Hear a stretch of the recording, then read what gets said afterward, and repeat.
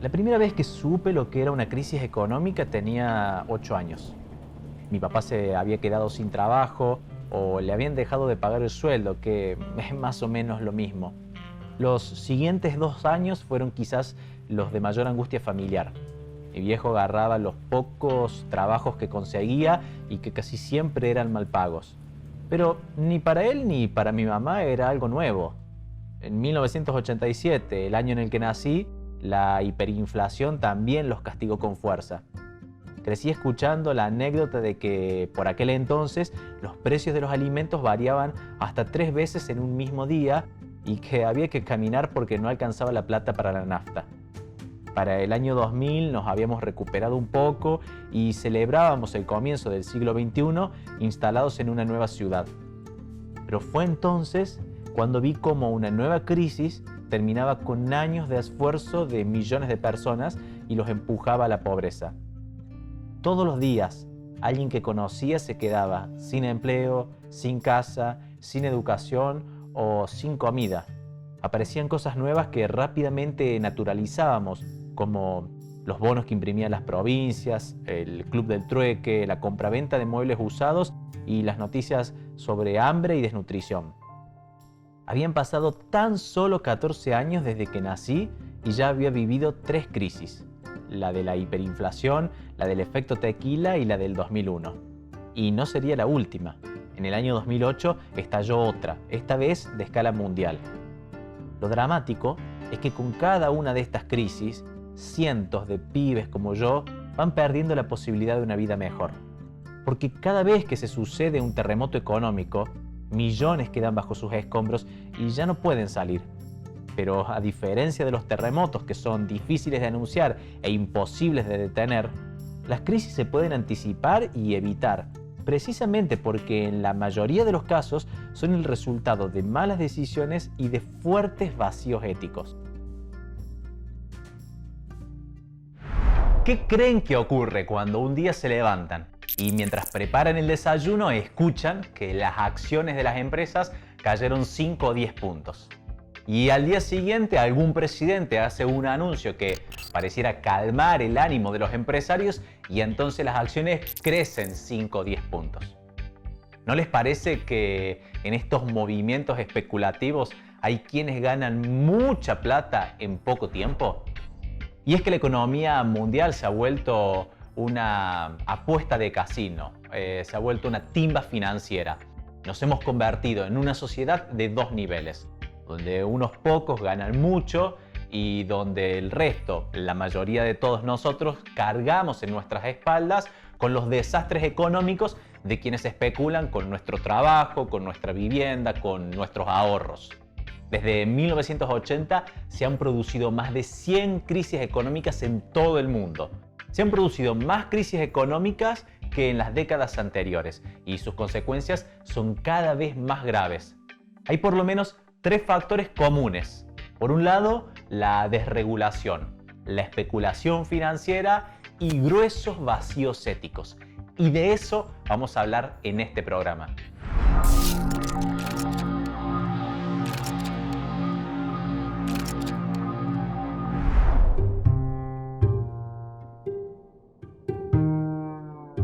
En 1929 se produjo en Estados Unidos la mayor crisis económica del siglo XX y se replicó casi de inmediato al resto del mundo. En 1933, Franklin Delano Roosevelt llegó a la presidencia de aquel país y fijó la idea de que el Estado debía trabajar no solo por la seguridad social, sino también por la economía. Entonces, además de invertir mucho dinero para reactivar el empleo y el consumo, se crearon leyes que ponían límites a la actividad de los bancos y de las empresas privadas. Estas ideas se mantuvieron hasta la década de 1970, cuando se comenzaron a eliminar esas regulaciones y a autorizar a los bancos a actuar sin muchos controles. Como estos bancos tenían mucho dinero pero no encontraban a quién prestárselo, decidieron ofrecerlo a los países en vía de desarrollo, principalmente de Latinoamérica y del sudeste de Asia. A mediados de 1970, nuestro continente se encontraba gobernado en su mayoría por dictaduras militares. Los países contrajeron grandes deudas públicas y si bien los bancos preveían que sería difícil que las naciones latinoamericanas pudiesen pagar esos préstamos, de todas maneras entregaron el dinero especulando con obtener fuertes ganancias y comisiones.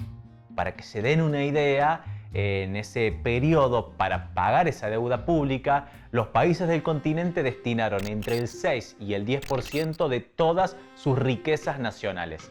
Esto se tradujo en una formidable transferencia de recursos de los países pobres del tercer mundo a los países ricos de Occidente. En agosto de 1982, México anunció que no podría pagar su deuda externa. Rápidamente esta crisis se trasladó a otros países que estaban en una situación similar y que tampoco pudieron cumplir con sus compromisos externos. De esta manera se inició un prolongado periodo de fuertes ajustes y turbulencias que tuvieron impactos enormes tanto en el desarrollo económico como humano de todo nuestro continente. En la década del 80 se inició un periodo que se conoce como la década perdida para Latinoamérica.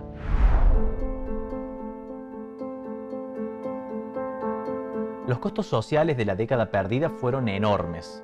La pobreza aumentó brutalmente entre 1980 y 1990, llegando a casi la mitad de la población. América Latina solo retornaría a los niveles de pobreza de 1980 en el año 2004, por lo cual en este campo hubo no una década, sino un cuarto de siglo perdido. El deterioro de la distribución del ingreso en varios países agravó los altos patrones históricos de desigualdad que ya caracterizaban a nuestra región. En general, esto fue de la mano de la caída de los salarios reales de los trabajadores y de una creciente informalidad laboral. La inflación se disparó en todo el continente y quebraron cientos de miles de pequeñas empresas. Cuando ya no pudieron sacarle más a nuestro continente, se mudaron de región. Hasta los años 90, los países del este asiático habían alcanzado 3 décadas milagrosas. Los ingresos de los trabajadores se habían elevado, la salud había mejorado, la pobreza se había reducido drásticamente y el alfabetismo no solo llegó a ser universal, sino que muchos de esos países superaban a los Estados Unidos en las pruebas internacionales de ciencias y matemáticas. Pero a comienzos de 1990, permitieron que los bancos y los capitales de los países ricos de Occidente ingresen a sus economías. Lo hicieron no porque necesitaran atraer dinero extranjero, sino debido a presiones internacionales, principalmente de los Estados Unidos. Los préstamos de los bancos no eran para construir puentes, autopistas, hospitales o escuelas, sino que eran del tipo de préstamos que buscan el máximo rendimiento en el día, la semana o el mes siguiente. Y así como el capital entra rápidamente, también sale con la misma velocidad. Y cuando todos tratan de sacar su dinero al mismo tiempo, se crea un problema económico, un grave problema económico. Finalmente, en 1997, todo estalló por la imprudencia de los banqueros y de los prestamistas que habían apostado a la especulación financiera.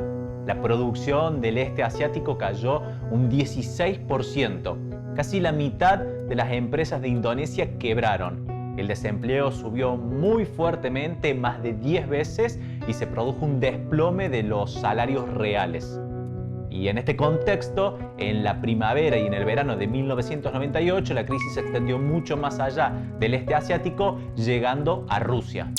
Un año más tarde, en 1999, el presidente Clinton eliminó la llamada ley Glass-Steagall, que había sido creada tras la crisis de 1930 para proteger los ahorros de las familias norteamericanas y evitar que fuesen utilizados por los especuladores de Wall Street. Desde ese momento, sin una ley que prohíba la fusión entre los bancos comerciales y los bancos de inversión, se dio lugar a la formación de bancos cada vez más grandes. Y esta situación se agravó aún más con la llegada de George Bush a la presidencia, que en representación de los intereses de esos banqueros terminó de eliminar las pocas regulaciones que existían, dando lugar o dando luz verde a una especulación totalmente desmedida. La falta de límites y de controles fue el primer elemento que dio lugar a la crisis mundial que estallaría en el año 2008, considerada la más grande de la historia después de la de 1930. El segundo elemento hay que buscarlo en la creciente desigualdad. La economía de los Estados Unidos era en 2008 2 veces más grande que en 1980, pero el salario promedio de los trabajadores no había subido. Los estadounidenses encontraron una ingeniosa solución: pedir prestado y consumir como si sus ingresos estuviesen aumentando. Las familias comenzaron a endeudarse muy fuertemente y los banqueros a ganar enormes comisiones. La mayoría de los préstamos se utilizaban para comprar casas y la garantía eran las propias casas. Pero los bancos, interesados únicamente en maximizar sus beneficios, crearon créditos hipotecarios cuyas cuotas aumentaban fuertemente de un mes a otro y no se preocuparon demasiado por asegurarse de que las familias pudiesen pagarlos. Recordemos que el dinero que prestan los bancos no es de ellos, sino de quienes han depositado sus ahorros. Cuando miles de familias norteamericanas no pudieron pagar las cuotas de sus créditos hipotecarios, entonces los bancos comenzaron a quedarse con las viviendas. Pero como había tantas casas vacías, el precio de las propiedades bajó a punto tal que esas casas valían menos que los créditos que estaban garantizando. Y cuando los bancos no tuvieron plata para devolver los ahorros, estalló la burbuja. Rápidamente la crisis se trasladó a Europa, con mayor fuerza en algunos países como España, que tenían su propia burbuja. Cuando cayó el consumo europeo, los países del viejo continente redujeron la compra de alimentos a América Latina, por lo que también a nosotros nos impactó la crisis financiera internacional, aunque con menos fuerza porque se mantuvo el consumo de China y además por algunas acciones rápidas que adoptaron los gobiernos locales. Entonces, uno de los factores comunes a todas las crisis ha sido la desregulación. Pero el otro factor común ha sido la avaricia descontrolada y fuertes vacíos éticos por parte de los gerentes y de los funcionarios de los bancos y de los fondos de inversión. Muchos de estos operadores se dedicaron a hacer fuertes ganancias para ellos mismos en cortos periodos de tiempo. Aprovechando la desregulación, compraron y vendieron acciones, inflaron balances y crearon créditos hipotecarios basura, es decir, créditos que sabían que las familias no iban a poder pagar, pero que les permitía a ellos mismos obtener grandes ganancias e importantes comisiones en periodos de tiempo muy cortos. En 2008, cuando la burbuja inmobiliaria estalló, el banco Lehman Brothers, el tercero más grande del mundo, quebró. Su presidente se había dedicado a inflar al máximo las ganancias a corto plazo porque su sueldo estaba ligado a que el banco gane mucho en poco tiempo. Consiguió ganar $23.000 por hora, intoxicando a la empresa con créditos que eran impagables. Según su propia declaración jurada, ganó durante su gestión un total de $480 millones mientras desangraba al banco hasta llevarlo a su quiebra. Para evitar la quiebra generalizada de todos los bancos, los gobiernos europeos y de Estados Unidos salieron a rescatarlos entregándoles cientos de billones de dólares. Pero nadie rescató a las familias que se habían quedado sin casa, sin ahorros o sin empleo. Y eran muchos. En Estados Unidos, 25 millones de ciudadanos no tenían trabajo. En España, casi el 50% de los jóvenes estaban desocupados. La economía mundial cayó el 3,5% en el año 2009 y se calcula que unos 400.000 niños fallecieron como consecuencia de la crisis económica. En Grecia se registró la tasa de suicidios más elevada de toda la historia de ese país. Otro ejemplo de especulación financiera, producto de la falta de regulaciones y de gruesos vacíos éticos, se produjo en la Argentina. Desde que en diciembre del 2015 se levantaron los límites para la compra de dólares, se fugaron del Banco Central más de 86.000 millones de dólares, creándose las condiciones para una nueva crisis por sobreendeudamiento externo. Esta medida no benefició a la clase media, sino a los bancos y a las empresas más grandes del país. A esto lo confirma el informe que publicó el Banco Central en marzo del 2020, donde explica que casi la mitad de todos los dólares que se fugaron fueron adquiridos por el 1% de las empresas que operan en Argentina.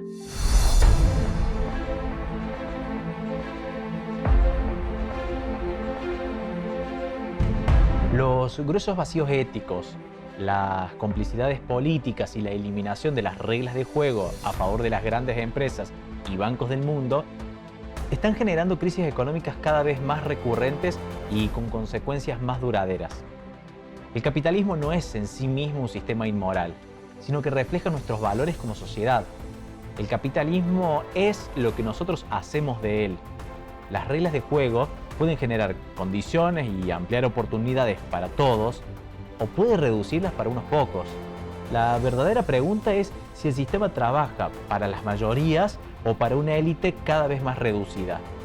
En un mundo globalizado y con países muy vinculados entre sí, lograr la estabilidad del sistema económico es otro de los grandes desafíos de este siglo. Pero no será posible sin fuertes regulaciones legales y sólidos compromisos éticos.